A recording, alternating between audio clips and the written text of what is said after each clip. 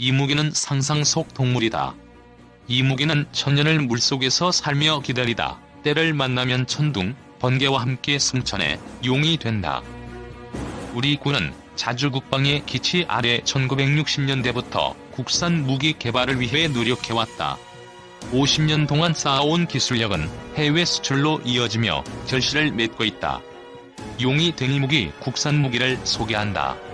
편집자주 이데일리 김관용 기자. 넓게 포진한 적을 단번에 휩쓸 수 있는 다연장 로켓. 다연장 로켓은 여러 발의 로켓탄을 상자형의 발사대에 수납해 동시에 발사할 수 있게 만든 장치다. 차량에 싣거나 견인하기 때문에 기동성이 우수하다. 짧은 시간에 강력한 화력을 목표 지점에 집중적으로 쏟아부을 수 있다. 화력 집중을 통해 개전 초기 군사적 우위를 점할 수 있는 무기체계다. 다연장 로켓을 세계 최초로 만든 나라가 조선이다. 고려시대 최무선이 발명한 로켓 병기 주화를 바탕으로 만들어진 신기전은 다연장 로켓의 효시로 인정받고 있다. 세종 때 제작돼 실전에서 사용한 기록이 남아있다. 북한의 장거리 로켓 발사가 임박했던 지난달 5일 우리 육군은 230mm급 다연장 로켓인 천무의 사격 장면을 언론에 공개했다. 군이 작년부터 야전 부대에 순차적으로 실전 배치한 천무의 실사격 장면이 공개된 것은 이번이 처음이다. 북한의 미사일 도발에 대한 응징 의지를 보여준 무력 시위 차원이었다. 순수 국산 기술로 만들어진 다연장 로켓인 천무의 명칭은 하늘을 뒤덮는다는 뜻이다. 지난 2011년 국민 공모를 통해 이 같은 이름이 붙여졌다. 국산 기술로 개발한 다연장 로켓의 효시는 130mm급 구룡이다. 1974년 국방부는 다연장 로켓 개발 가능성을 검토한 뒤 국산 기술로 개발이 가능하다는 판단을 내리고 개발 프로젝트를 시작했다. 북한은 당시 사거리 20km가 넘는 소련제 BM-21을 모방 생산해 1400여 문의 각종 방사포를 보유한 것으로 알려졌다. 북한에서는 다연장 로켓을 방사포라고 부른다. 반면 다연장 로켓을 보유하고 있지 않던 우리 군은 화력과 사거리에서 모두 열세였다. 이에 대항할 수 있는 무기체계 보유가 시급한 상황이었다. 국방과학연구소는 구룡 프로젝트를 시작하면서 당시 공산권의 주력 방사포 무기체계인 122mm BM-21에 대항할 수 있도록 설계 개념을 잡았다. 기본형의 경우 최대 사거리 23km로 개발했다. 이후 개량형까지 개발해 최대 사거리가 36km까지 늘어났다. 당시 국군이 보유한 화력 무기 중 가장 사거리가 길어 북한의 장사정 방사포 및 화포에 대응할 수 있었다. 구룡은 지금의 천무를 잇게 한 무기체계다. 구룡은 로켓 무기로는 최초로 국내에서 양산을 시작하면서 로켓 추진기관 양산 기술의 기반을 마련한 것으로 평가받는다. 그러나 구룡으로는 화력 우위를 지키기 힘든 상황이 벌어졌다. 1980년대 후반 이후 개발된 다연장 로켓은 구경 200mm 이상인 대구경 로켓이 대부분이었다. 북한 역시 러시아의 220mm 우라간 다연장 로켓을 모방해 240mm 방사포를 개발했다. 화력 열세를 극복하기 위해서는 대구경의 새로운 다연장 로켓이 필요해졌다. 우리 군은 장거리 탄도미사일 사업을 추진했지만 전력화 수량이 많지 않아 방위산업업체들이 이를 위한 생산설비 설치에 미온적이었다. 이 때문에 우리 군은 휴전선 일대에 포진한 북한의 장사정포에 대응하기 위해 미국 로키드 마틴사의 다연장 로켓 도입에 나섰다. 2000년 당시 미국 측은 한국이 다연장 로켓과 같은 첨단 무기체계를 생산할 역량을 갖추지 못했다며 제품 직구매를 요구했다. 하지만 우리 군과 주식회사 한화 등 방산업계는 다연장 로켓을 양산할 수 있는 기술력이 있다고 맞서면서 기술만 도입한 자체 생산을 주장했다. 한화는 이미 1987년 ADD의 대전 추진체 공장 시설을 인수해 자체적으로 다연장 로켓 개발을 진행하고 있었다. 록히드 마틴은 한화 공장에 대한 현장 실사를 벌여 기술 및 생산 능력을 확인한 뒤 한화와 기술 도입 생산 계약을 체결했다. 2004년 미국 록히드 마틴의 다연장 로켓을 실전 배치한 한화는 유도장치를 부착한 다연장 로켓 GMLRS 개발에 착수했다. 군은 이 같은 한화의 노력을 고려해 차세대 다연장 로켓인 천무의 개발 업체로 선정했다. 한화 관계자는 한화는 자체 투자를 통해 대지 유도무기 전문화 업체로 지정됐으며 다연장 로켓 생산업체로 선정됐을 뿐 아니라 천무 체계 종합업체가 되는 성과를 거두었다면서 이는 우리나라 방위산업이 추구하는 업체 주관 연구 개발의 최초 사례라고 말했다. 천무 개발에는 2009년에서 2013년까지 5년이 소요됐다. 이후 약 2년간의 시험 기간을 거쳐 지난해 8월부터 야전 부대에 실전 배치됐다. 천무는 기존 육군에 배치된 다연장 로켓에 비해 정확도와 사거리를 크게 개선한 게 특징이다.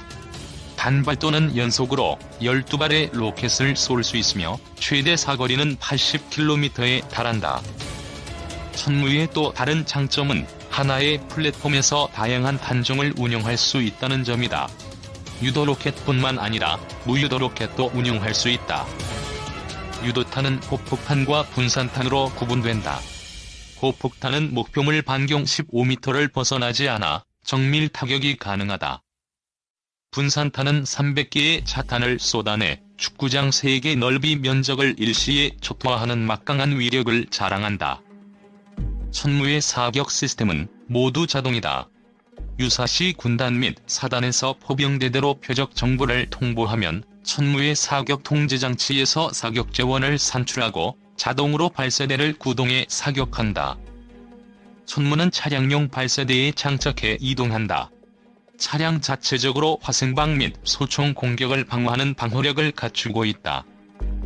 이 밖에 단독 임무 수행을 위한 통신 및 사격 통제장치를 보유하고 있다.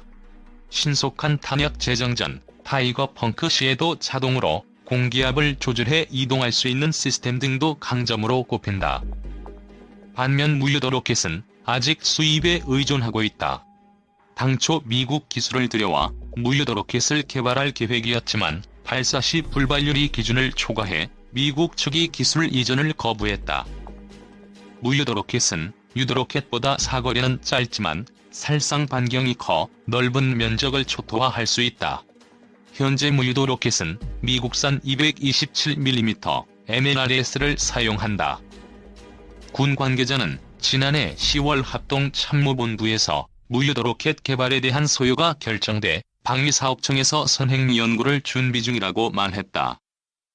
현재 한반도 정세는 북미 정상회담 등이 진행 중이나 북한의 핵과 탄도미사일, 방사포 등 대남 위협 요소는 사라진 것이 아니며 우리의 대응 전력은 양적으로 열세한 편이다.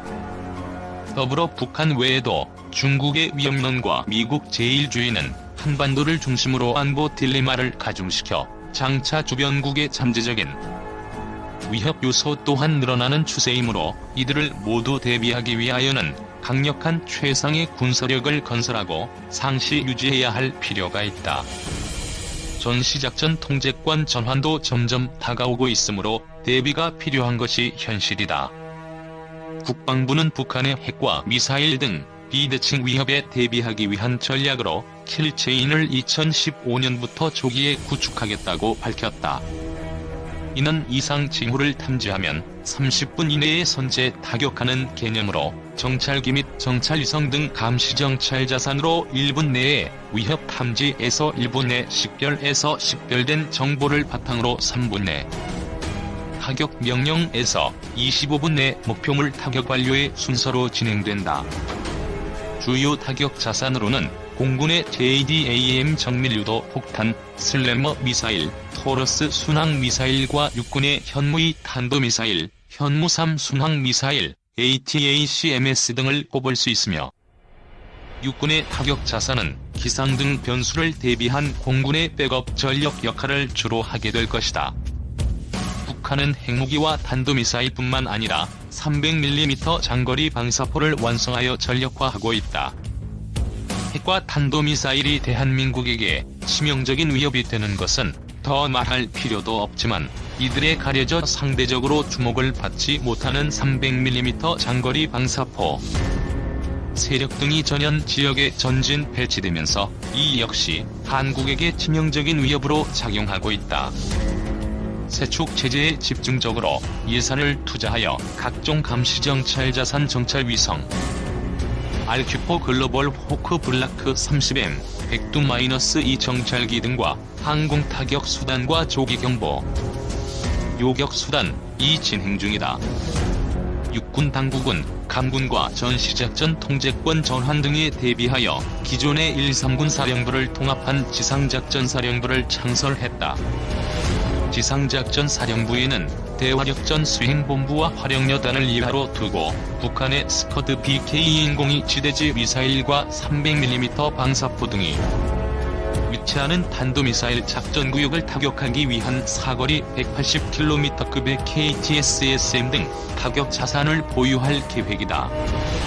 기존의 군단 포병여단이 전술적 수준의 대화력전을 담당한다면 지작사 이하 화력여단은 작전적 수준의 대화력전을 담당하게 되며, 이를 위하여 KTSSM과 같은 전술미사일뿐 아니라 현재의 천무보다 장사정 대구경인 다연장 로켓 체계의 필요성이 제기되고 있다. 그리하여 대두되는 것이 천무이다. 천무이는 기전력화된 천무와는 별개의 체계로 지작사 차원의 대화력전 수행을 위한 다연장 로켓 체계이다.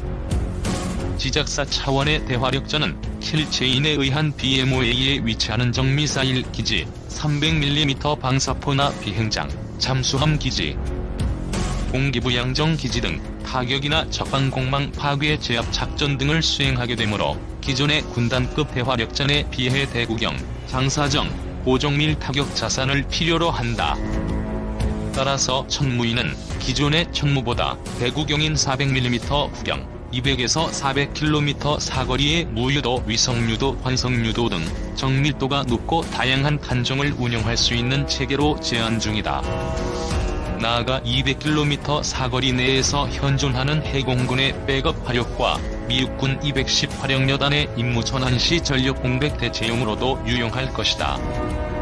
천무이는 기존의 8×8 천무 차량에 400mm 대구경 로켓 한 포드 발사대 플랫폼을 얻는 방안이 유력하다. 장차 지작사 중심의 대화력전 체제로 개편하기 위해서는 천무이에 조속한 개발 및 전력화가 이루어져야 하겠지만, 군단 포병여단에 배치된 천무의 수량도 아직 충분한 것이 아니다.